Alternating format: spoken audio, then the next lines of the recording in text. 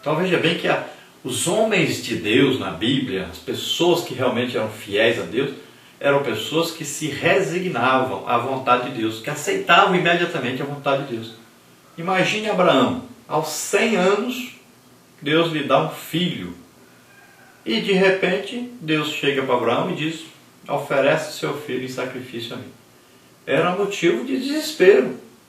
Era motivo de Abraão chegar e dizer: não, Deus, eu não quero saber do Senhor mais, eu não vou te dar meu filho. Mas não, imediatamente Abraão fez como Jó. Deus me deu e Deus está querendo pegar de volta. É dele, ele que me deu. Ele aceitou imediatamente. Então você veja que os homens de Deus são aqueles que se resignam à vontade de Deus, que aceitam mansamente, humildemente a vontade de Deus, que não se desesperam e não perdem a fé, não perdem a confiança em Deus, porque Deus de repente resolve lhes tirar alguma coisa. Então, devemos seguir esses exemplos, devemos ser submissos a Deus, à vontade de Deus, que a vontade de Deus é perfeita. Tópico 3, de ordem espiritual. Uma vez que a saúde emocional está comprometida, a crise espiritual rapidamente se instaura. O crente desenvolve um sentimento de inércia para buscar Deus. Ele não vê fundamento algum para viver e acaba desejando a própria morte. 1 de Reis 19:4. Não podemos ignorar a seriedade do assunto. Se as perdas existenciais na vida do cristão não forem tratadas bíblica e equilibradamente, certamente haverá consequências graves. Assim, um bom começo para superarmos as perdas e angústias é lançar sobre o Senhor todas as nossas ansiedades, porque Ele tem cuidado de nós. 1 de Pedro 5, 7 e 9. Então, o que pode ocorrer de repente quando acontece qualquer tragédia na nossa vida?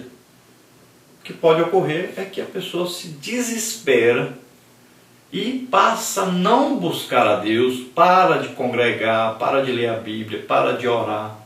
Isso é uma coisa terrível. É um cuidado muito grande que o crente tem que ter. Quando acontecer qualquer coisa, é hora de buscar mais a Deus. Se você congregava só aos domingos, passe a congregar mais vezes por semana. Se você orava aí 5 minutos, passe a orar mais. Todo crente deveria pelo menos orar 1 hora por dia, pelo menos. Se você não lia a Bíblia, eu lia de vez em quando, ou só quando ia à igreja, passe a ler todo dia, passe a fazer um plano de leitura bíblica, de ler a Bíblia toda, pelo menos 1 ano, né? Vai lendo aí, 4 capítulos por dia, 1 ano você leu a Bíblia toda. Então, procure se aproximar mais de Deus. E a Bíblia então fala para nós que nós devemos lançar sobre Ele, sobre Jesus, as nossas ansiedades, preocupações, tudo devemos lançar sobre Ele. Não fique carregando um fardo pesado sobre os seus ombros, um fardo que você não consegue carregar sozinho. Então, passe para Ele, entregue a Ele os seus problemas, confia nele. Tenha certeza, Deus está no controle, Ele vai te ajudar.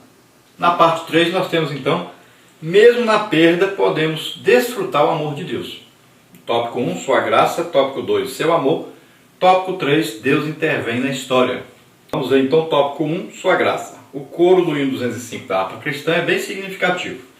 Graça, graça, a mim basta a graça de Deus. Jesus, graça, graça. A graça eu achei em Jesus. Então, num momento de grande angústia, Paulo clamou ao Senhor, rogando-lhe que ele removesse um espinho que o incomodava intensamente. Jesus, porém, limitou-se a responder-lhe: a minha graça te basta, porque o meu poder se aperfeiçoa na fraqueza. 2 Coríntios 12, 9. A graça de Deus é um favor imerecido. Nós não merecemos, mas Ele nos dá a si mesmo. Então veja bem que Deus vem com o seu amor, a demonstração do seu amor para conosco. Então Deus vem a nós, mas nunca esperando alguma coisa em troca. Então Ele nos dá sem nenhum tipo de merecimento. Não é o que ocorre com os nossos relacionamentos humanos. As pessoas se aproximam de outras pessoas sempre com a intenção por detrás. Então Paulo tinha um espinho na carne que, a nosso ver, era um problema de vista. Paulo até escrevendo, ele diz: se possível for, eu sei que vocês me dariam os seus próprios olhos. Em outro lugar ele diz: vede com quão grandes letras eu vos escrevo. Então a pessoa tem um problema de vista, ele escreve com a letra bem grande. E Paulo sempre tinha alguém para escrever para ele as suas cartas. Então nós acreditamos que ele tinha um problema de vista. E ele orou a Deus, pediu a Jesus para solucionar esse problema. E a resposta de Jesus foi essa: a minha graça te basta, o meu poder se aperfeiçoa na fraqueza. Então veja bem que muitas vezes nós temos aí que passar por algum problema, ter algum problema, e esse problema nos aproxima de Deus, nos faz sermos aí humildes diante de Deus, reconhecemos o poder de Deus sobre nós, a sermos dependentes de Deus. O problema maior que existe na riqueza é esse. A pessoa rica começa a ter a independência, a pensar que não precisa mais de Deus, que tudo ele pode comprar, tudo ele pode resolver à sua maneira. Então ele se torna independente de Deus. E é um perigo também que ocorre quando a pessoa sofre algum problema. Ela começa a achar que Deus não cuida dela, não guarda ela, não está com ela, e ela passa a viver como se Deus não existisse. Então, o poder de Deus, a ação de Deus na nossa vida, ele se aperfeiçoa, ele cresce à medida que nós somos fracos. À medida que você diz, eu não sei, Deus lhe dá sabedoria. À medida que você diz, Senhor, eu não posso, Deus lhe capacita a fazer. Então, à medida que nós somos fracos, é que nos tornamos fortes. E à medida que nós não podemos, é que Deus nos capacita para fazermos. À medida que nós não sabemos, Deus nos dá sabedoria para sabermos. Então é assim que funciona. Nós vamos buscando, sempre dizendo, eu não sei, eu preciso mais, eu quero mais. Por isso que Jesus diz, bem-aventurados os pobres de espírito. Bem-aventurados aqueles que sentem que tem pouquinho de mais e que precisam de mais, que buscam mais, querem mais. Esses são os bem-aventurados. O apóstolo, então, passa a entender que a sua força está na fraqueza, pois o poder de Cristo aperfeiçoa-se justamente em nossas debilidades. A graça de Deus é insondável, infinita e incomensurável. Essa graça resgatou-nos, e de tão completa, ela nos basta por si mesma. Então veja bem, nós não somos salvos pela fé, nós somos salvos pela graça de Deus. Ele nos deu a salvação sem nenhum merecimento. Agora, Ele exigiu que nós confiássemos nele, que nós acreditássemos na sua mensagem, confiássemos naquilo que Ele fez para nos salvar, que é trazendo o seu Filho Jesus à terra para morrer por nós, em nosso lugar na cruz. Mas também que nós acreditássemos no seu poder, que Ele manifestou ressuscitando Jesus dentre os mortos. Tópico 2, o seu amor. A graça de Deus é fruto do seu amor por nós. Sua graça é real na vida de todos que recebem a Cristo como seu Salvador.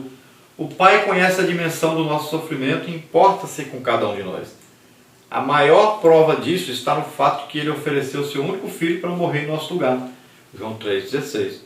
Sim, Ele entregou o seu precioso Filho por amor a nós. Seja qual for a sua perda, sinta-se amado por Deus. Esse amor é poderoso para preencher todo o vazio e solidão que nos ameaça destruir. Como apóstolo do amor, podemos dizer, nós o amamos porque Ele nos amou primeiro. 1 João 4,19. Então veja bem que essa graça, ela é resultado do amor de Deus para conosco. Então Deus nos amou de uma tal maneira que Ele deu o seu Filho. Ele deu o que Ele tinha de mais importante, de melhor. Ele deu em nosso favor, para que nós pudéssemos ser salvos. Então não fomos nós que o amamos primeiro, mas Ele é que nos amou primeiro.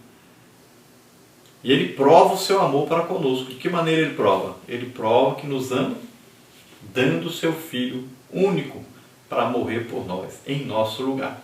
Então Ele provou que realmente nos ama. E na hora da sua angústia, na hora do seu sofrimento, lembre-se disso. Deus ama cada um de nós e Ele está disposto a fazer tudo o que for possível, que for necessário para que nós possamos nos aproximar dEle.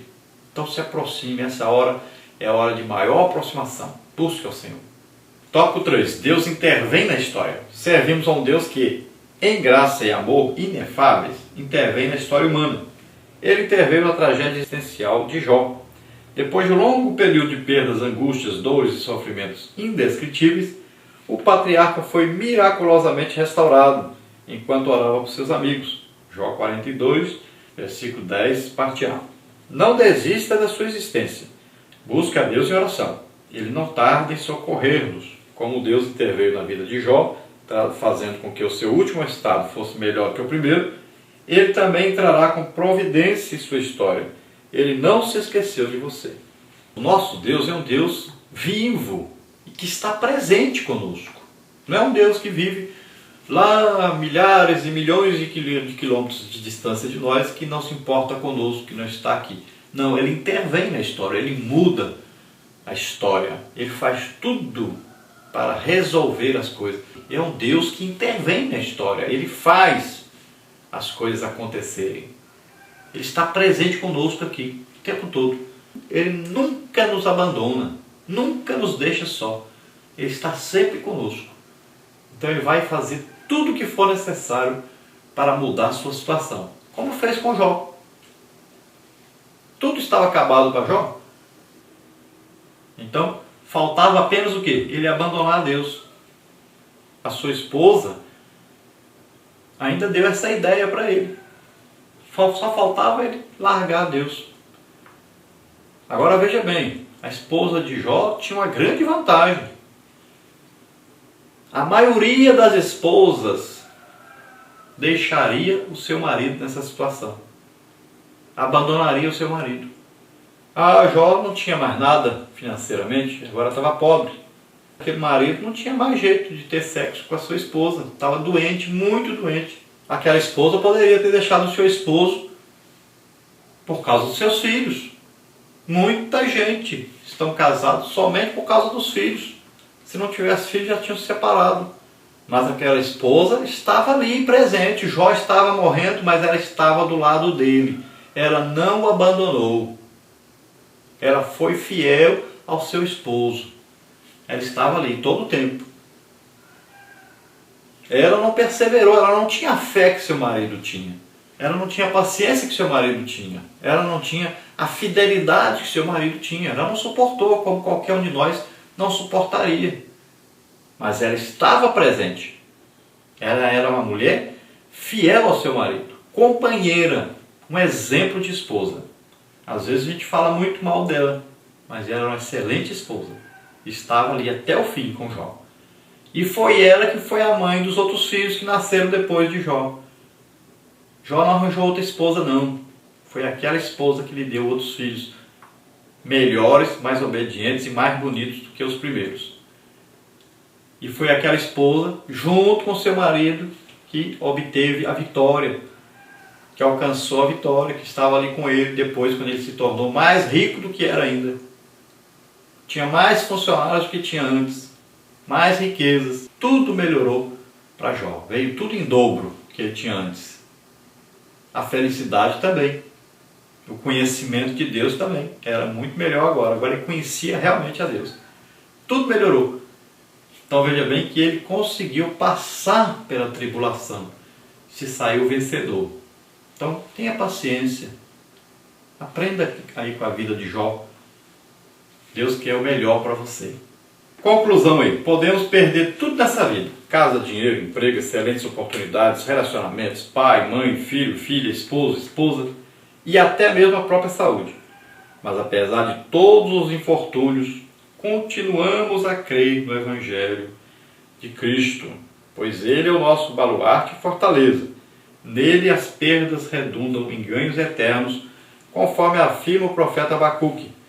Porquanto, ainda que a figueira não floresça, nem haja fruto na vide, o produto da oliveira minta, e os campos não produzam mantimento, as ovelhas na malhada sejam arrebatadas, e nos currais não haja vacas, todavia eu me alegrarei no Senhor, exultarei no Deus da minha salvação. Jeová, o Senhor, é minha força. Abacuque 3, 17 a 19a. Alegre-se, pois, em Deus e caminhe sem temor.